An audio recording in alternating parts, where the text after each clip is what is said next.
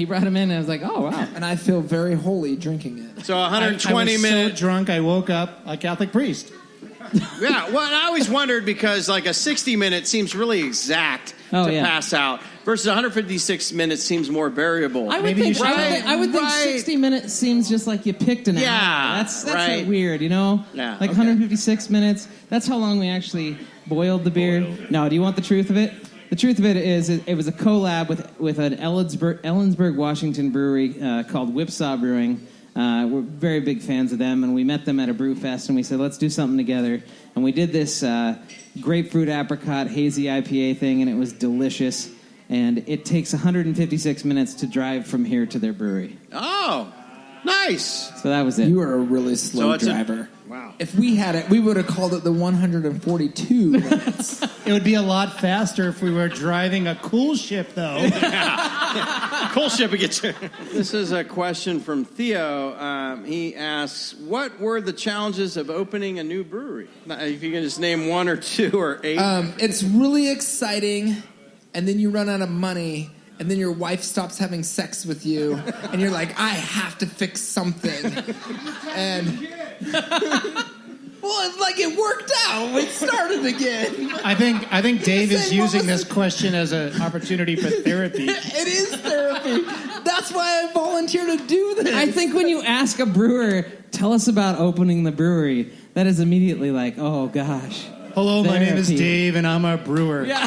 Hello, Dave. Hello, Dave. Hello, Dave. Hello, Tim. How many days since your last brew? So were benchmarks made by like, how's it going? Well, I had sex last night. That means... No, all right. That's good. That's yeah, good. I did too, Chris, but I was by myself. Profitability be damned. All right. Yeah, we've got another one on the way. So. All right. We actually had no challenges whatsoever. I don't think it was smooth sailing. No, we opened up. The beer was delicious. The lights worked, and Tim and I just high-fived. Everything's good. You're like, wow. Well, it was so easy. Counting the money was hard because it took so long. Right. Well, because we'd never seen $100. Wow. What? We made a Ben Franklin last night. Who is that person on that bill? I've made $100 before, but never 2 nights in a row. Oh, yeah. Holy cow. Dave, I think you got something, Mr. Musser. We didn't know what we were doing when we opened it, and so there were a lot of Apparently. crazy things. Apparently. We still don't really know what we're doing. It's great. That's why we've joined forces. We commiserate. Exactly. That's it was all a fun experiment. I did actually. We had a little bit in savings. I borrowed a little bit from my parents, and was like, "Yeah, this will totally do it." And then we ran out of money, and I was like, "Babe, we're already so far into this. I have to figure this out." And so we got a second on our house, and that's when it got really real because it was like, "Oh, this is serious now because now we could lose our house and stuff like that." Right. And then a friend asked me, I was like, "So have you ever like really seriously brewed beer?" I'm like, "I have no idea if anybody's going to like anything that we ever make. This is going to be awesome." One of the hardest parts, I think, in doing it, you have to partner with other people. And I think making expectations clear of what is expected both from you and the person that you're partnering with. And when we started, we didn't do anything like that. It was all just like, let's have fun and this is awesome. And we drank together and then we started something and then when you put your house and everything on the line, then everything's like, oh, we never communicated any of this thing. And so communicate like making expectations clear is helpful. Definitely. And what I'm wondering with the Grain Shed, I mean, you're kind of unique. You're a bakery, you're a brewery, you have Link Malt. Like, how did that go? Is there comfort in having a secondary kind of business with the bakery, or did that actually like create more stress in the creation? More stress. Same thing. It was a lot of money. I mean, we built the Grain Shed in this super old building that had been empty and filled with squatters, and decay for like 40 years, and so we were starting from scratch, and we ran out of money multiple times as we went along because it just it was harder because we needed brewery stuff, but we needed bakery stuff and restaurant stuff, and we were going to have this payroll of people, and that's a lot of sleepless nights to try to. So even though, opportunity to generate different income from the bakery, from the brewery, but more obviously then, lots of equipment that's needed to do all that, lots of personnel that's needed, cash flow issues, those types of things would come into play. Definitely. Okay. Our hardest thing, I think, was trying to learn how to brew in this tiny little space. Right. I mean, we have 1,100 square feet, and you can see all of it from any seat in the house. Right. And how are you going to brew here, keep things clean, and fluid management is something that Tim and I have PhDs in now. We're the only brew house in Spokane with a wood floor. Right. And if you ever want to come brew with us, just let us know. We're totally open for it. But no, Chris, one I was going to say, one of the problems with brewing, it's you have to have a space, you need to have money, and you need a license. You can't get the license until you have a space.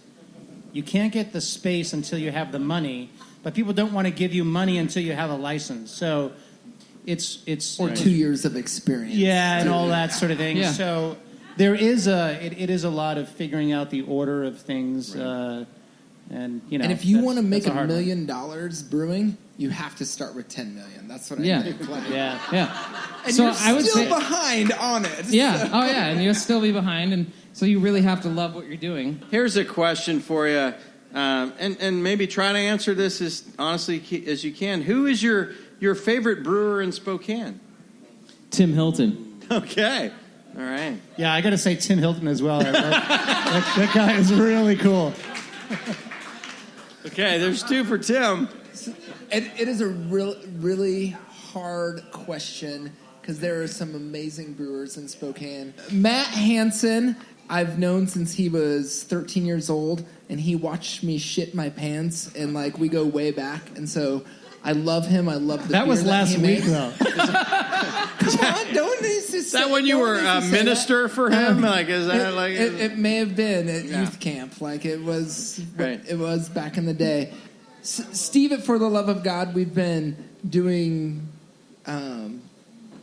hanging out for the last 3 years together, and as he's been starting a brewery, so we're really close. I enjoy him, but I feel like Dave Basaraba and Jason from Yaya are the most fun people I've ever hung out with. And so it's hey, if I want to just go play and go on a road trip or something like that, I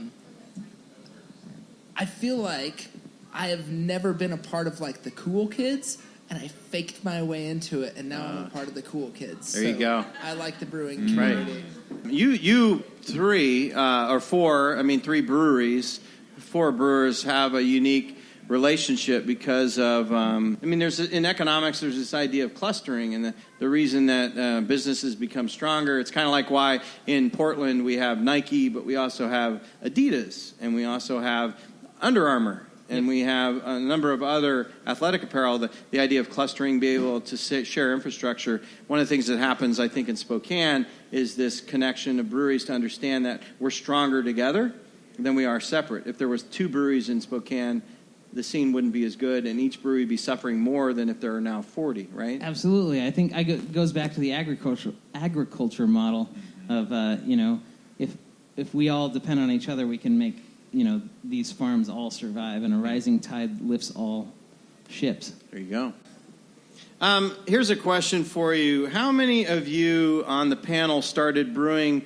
in your garage, home brewing, before starting your business? Is that everybody here? Mm-hmm. Mother-in-law's basement. So mine is fun, though.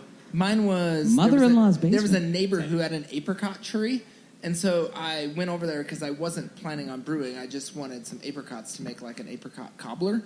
And I was like, hey, can I pick a couple apricots from you? And she let me pick a bucket of apricots.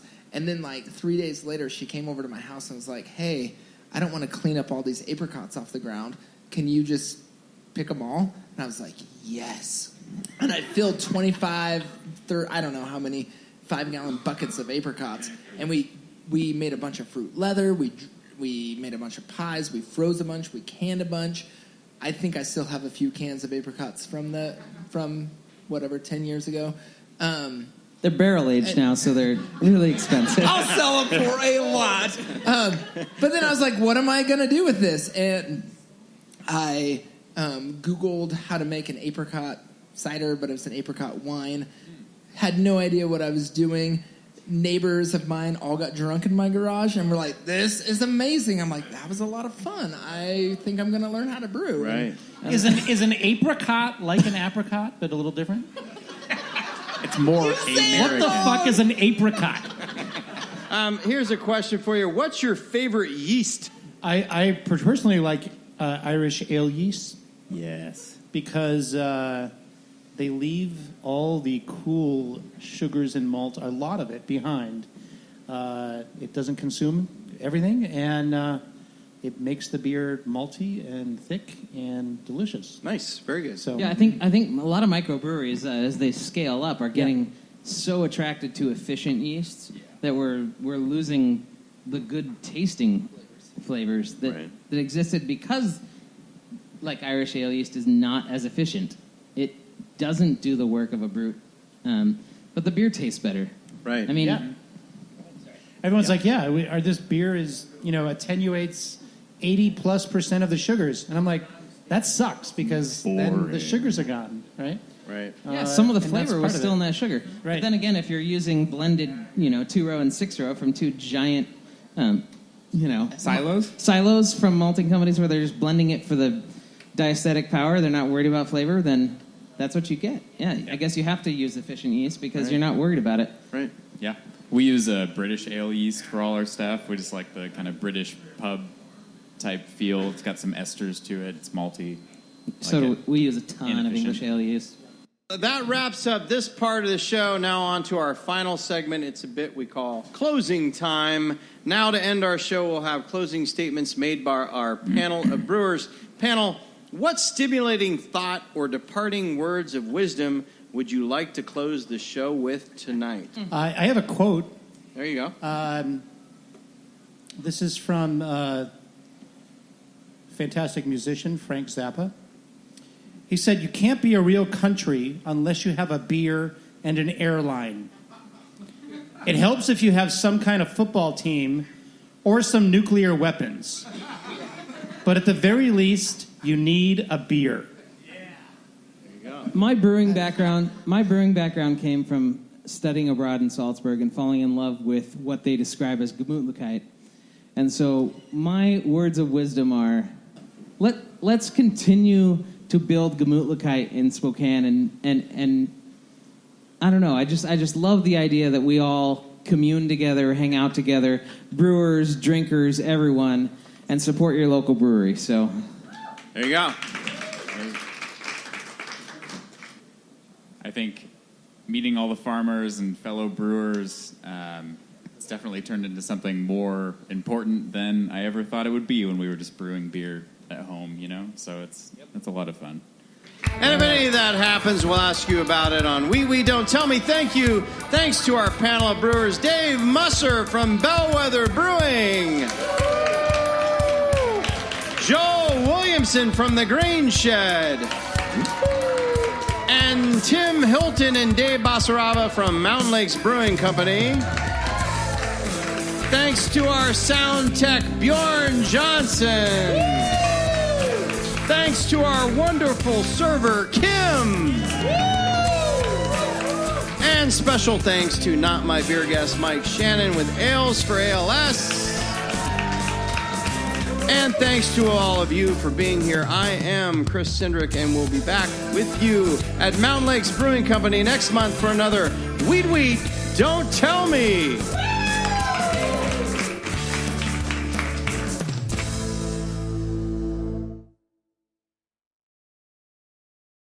Drink up.